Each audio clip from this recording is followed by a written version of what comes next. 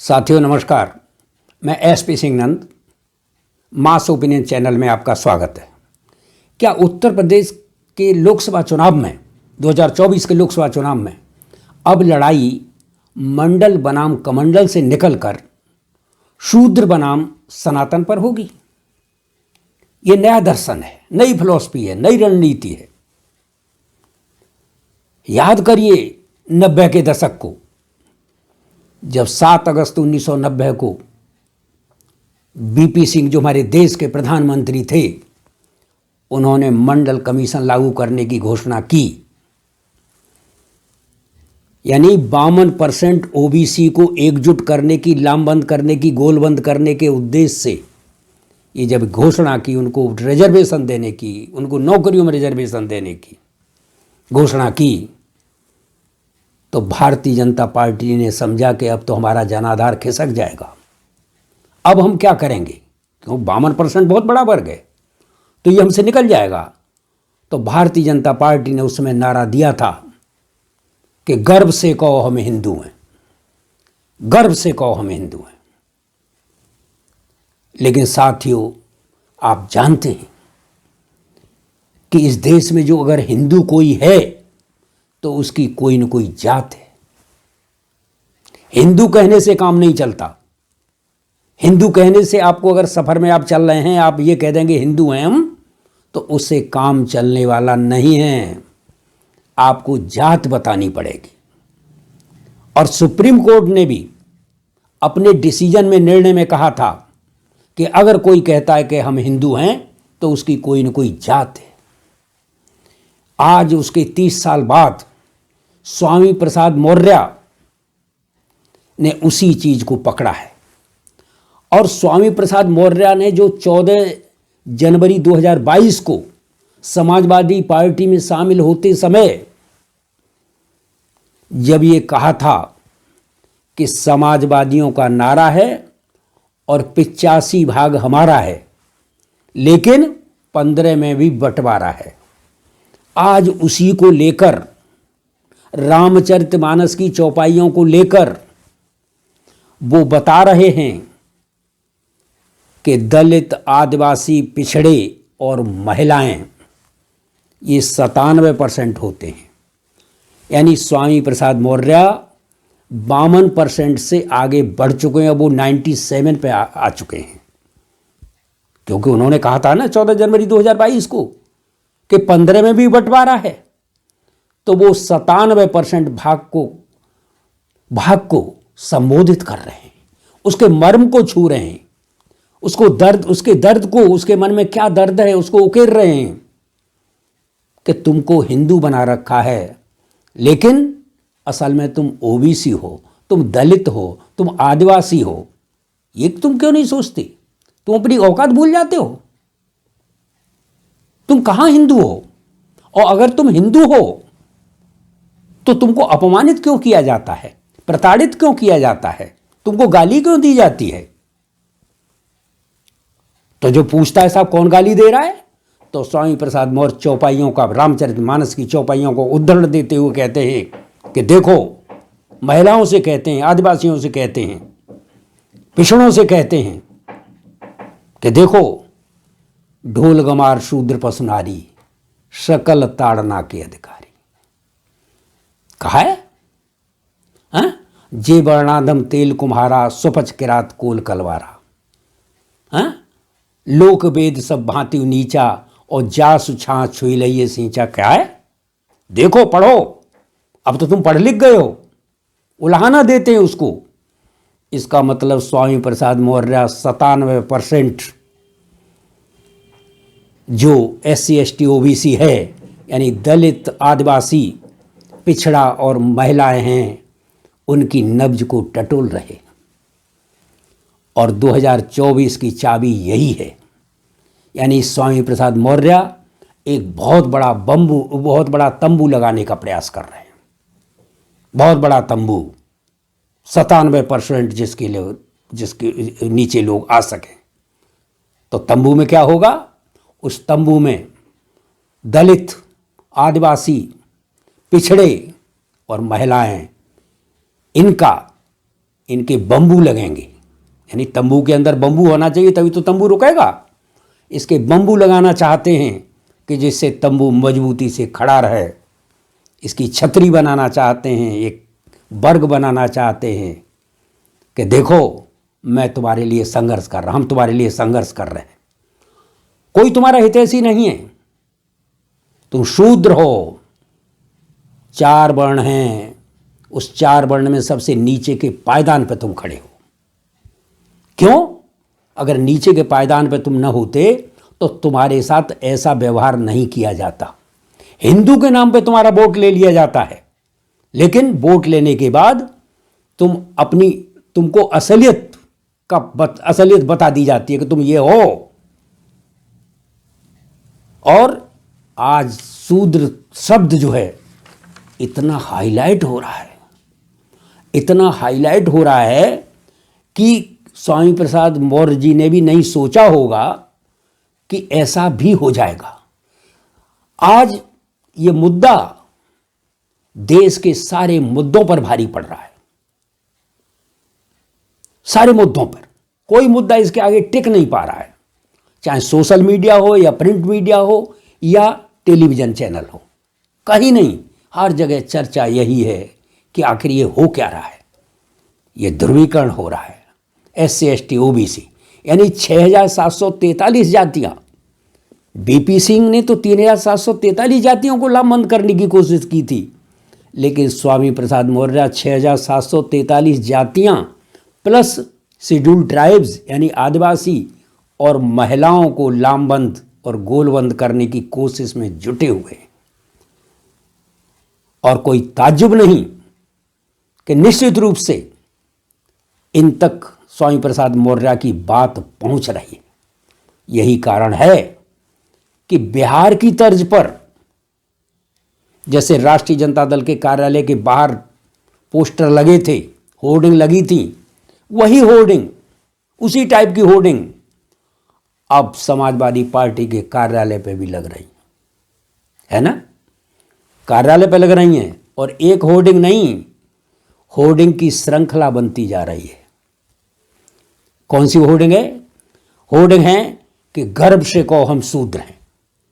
यानी BJP Bharatiya Janata party ने 90 के दशक में नारा दिया था कि गर्व से कहो हम हिंदू हैं, लेकिन अब लोग कह रहे हैं कि हम शूद्र हैं। गर्व से कहो, कोई शर्माने की बात नहीं, कोई संकोच करने की बात नहीं, तुम शूद्र हो।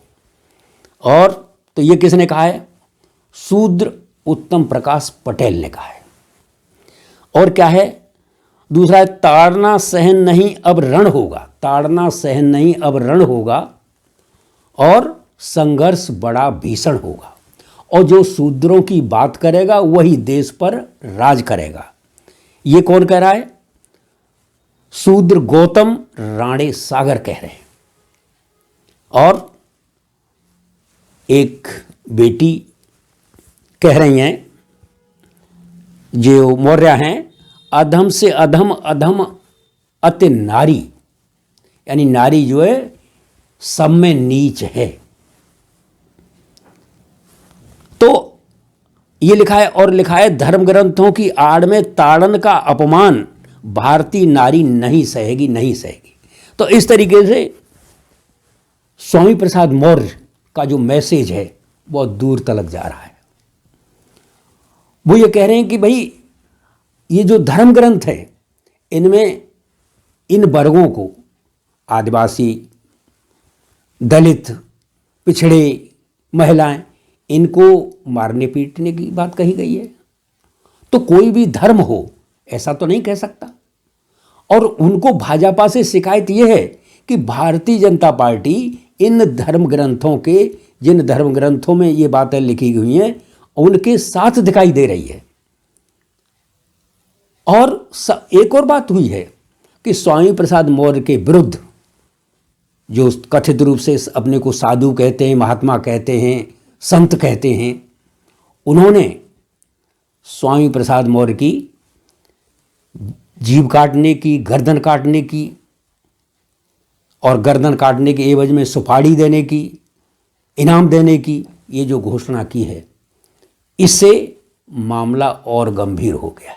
तो स्वामी प्रसाद मौर्य को तमाम तरह की धमकियां मिल रही हैं पंडित पुजारियों की तरफ से, गर्दन काटने की, तलवार से गर्दन काटने की, उन पर इनाम भी घोषित किया है। कोई कह रहा है कि साहब उनकी जीभ काट लीजिए। लेकिन ये संतों की भाषा नहीं है। आम जनमानस भी ये सोच रहा है कि ये क्या संत ऐसे होते हैं, संतों से क्या लेना देना।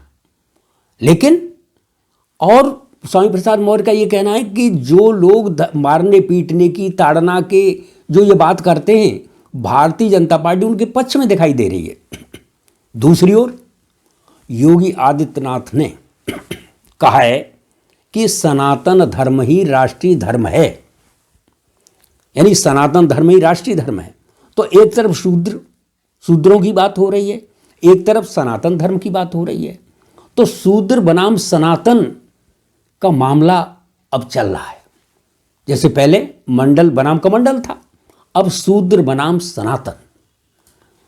तो शूद्र जातियां एकत्रित हो रही हैं एक तरफ, उधर सनातन की छतरी बिछाई जा रही है, सनातन धर्म की बात हो रही है, यानी धार्मिक ध्रुवीकरण की बात हो रही है, इधर जाति ध्रुवीकरण की बात हो रही है। आप यूँ समझ सकते हैं।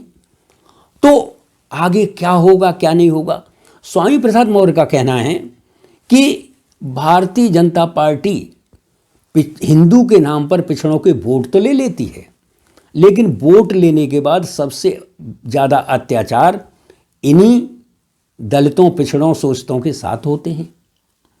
और वो पिछड़ों की नुमाइंदगी करने की, उनकी हितैषी बनने की वो दावा करती है कि हम उनके बहुत बड़े हितैषी हैं, उनके लिए हमने बहुत से कदम उठाए।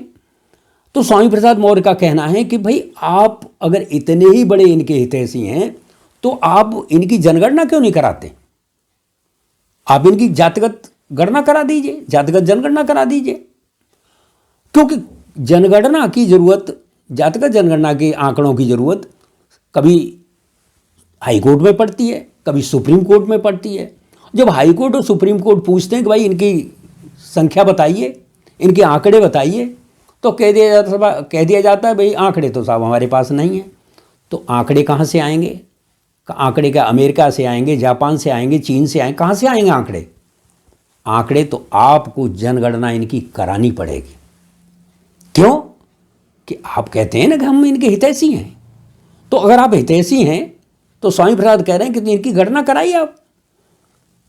तो गणना कराना बहुत जरूरी। तो जातिगत गणना के बारे में भी समाजवादी पार्टी आंदोलन की रूपरेखा तैयार कर रही है, ये स्वामी प्रसाद मौर्य का कहना है। स्वामी प्रसाद मौर्य खुद इसको देख रहे हैं, इनको जिम्मेदारी सौंपी गई है। तो जिस तरीके से बिहार में नीतीश कुमार और तेजस्वी यादव जातिगत जनगणना करा रहे हैं ओबीसी की, उसी तरीके से ये जातिगत जनगणना का मुद्दा भी इसी के साथ एसोसिएटेड है, इसके साथ जुड़ा हुआ है। जो आज जो ज्वलंत मुद्दा रामचरितमानस वाला स्वामी प्रसाद मौर्य द्वारा उठाया जा रहा है, तो ओबीसी की जनगणना आखिर इतने दिन से क्यों लंबित है? 100 साल हो गया। 100 साल से क्यों लंबित है? कौन कराएगा जनगणना? तो ये जनगणना की बात भी जरूरी है। तो इस तरीके से आप ये देख रहे हैं कि 2024 का अब फरवरी माह चल रहा है और लोकसभा का चुनाव सने सने नज़दीक आता जाएगा। तो जब नज़दीक आता जाएगा तो फिर चीज़ें धार्मिक, उधर भारतीय जनता पार्टी धार्मिक ध्रुवीकरण की बात करेगी, इधर समाजवादी पार्टी जाति ध्रुवीकरण की बात करेगी। तो स्वामी प्रसाद मौर्य का कहना है कि जो सहता है वही कहता है। गांधी जी को अपमानित किया था दक्षिण अफ्रीका में, तो गांधी जी ने आवाज़ उठाई यहाँ भारत में आकर के, और अंग्रेजों ने कहा था कि इंडियंस आर डॉग कहकर अंग्रेजों ने जो अपमान व बदसलूकी गांधी जी से किया था वह दर्द गांधी जी ने ही समझा था। उसी प्रकार धर्म की आड़ में जो अपमानजनक टिप्पणियां महिलाओं व शूद्र समाज से की जाती हैं उसका दर्द भी महिलाएं और शूद्र समाज ही समझता है। और स्वामी प्रसाद मौर्य ने कहा कि मैं धमकियों से डरने वाला नहीं हूँ। यानी स्वामी प्रसाद मौर्य को धमकियाँ दी जा रही हैं, तो धमकी, स्वामी प्रसाद मौर्य का कहना है कि मैं धमकियों से डरने वाला नहीं हूँ। हालांकि स्वामी प्रसाद मौर्य कहते हैं कि मैंने रामचरितमानस का मैं पूरा सम्मान करता हूँ, राम का पूरा आदर करता हूँ, सारी बातें हैं, लेकिन मैं कुछ चौपाइयों को लेकर फिक्रमंद हूँ कि ये इन चौपाइयों से दलित, आदिवासी, पिछड़े और महिलाएं अपमानित होती हैं, प्रताड़ित होती हैं। तो साथियों, कुछ भी हो, अब ऐसा लग रहा है कि जिस तरीके से समाजवादी पार्टी के कार्यालय पे ये जो पोस्टर लगाए जा रहे हैं, होर्डिंग लगाई जा रही हैं, और जिस तरीके से अखिलेश यादव ने अपनी राष्ट्रीय कार्यकारिणी की घोषणा की है, उस तरीके से उससे ये दृष्टिगत होता है कि अखिलेश यादव भी अब स्वामी प्रसाद मौर्य ने जो रास्ता बताया है उस रास्ते पर चलने के लिए तैयार हैं, उस रास्ते पर जाने के लिए तैयार हैं। और भारतीय जनता पार्टी भी अपनी नई रणनीति बनाने में लगी हुई है। जैसा कि योगी जी ने कहा है कि सनातन धर्म ही राष्ट्रीय धर्म है, इस प्रकार दोनों पार्टियों के बीच में पाला खिंच चुका है। हम इस मुद्दे पर नज़र बनाए हुए हैं, पूरी तन्मयता के साथ, पूरी संजीदगी के साथ, पूरी संवेदनशीलता के साथ। आपसे हम आशा करते हैं, आपसे अनुरोध करते हैं कि आप भी हमारा मार्गदर्शन करें, आप भी हमको बताएं कि आपकी क्या प्रतिक्रिया है, आपका कमेंट क्या है, आप क्या सोचते हैं 2024 के लोकसभा चुनाव के बारे में। स्वामी प्रसाद मौर्य ने जो ये मुद्दा उठाया है, SC ST OBC और महिलाओं का, रामचरितमानस का जो प्रसंग के संबंध में, भारतीय जनता पार्टी का के सनातन धर्म वाले मुद्दे की तरफ आप क्या सोचते हैं, आपकी क्या राय है। साथियों, हमारी नज़र इन मुद्दों पर बनी रहेगी, आपके उत्तर का हमको इंतजार रहेगा। हमारे इस चैनल को आप लाइक और सब्सक्राइब करते हुए आप जो है अपना कमेंट ज़रूर बताएंगे। धन्यवाद। जय हिंद, जय भारत।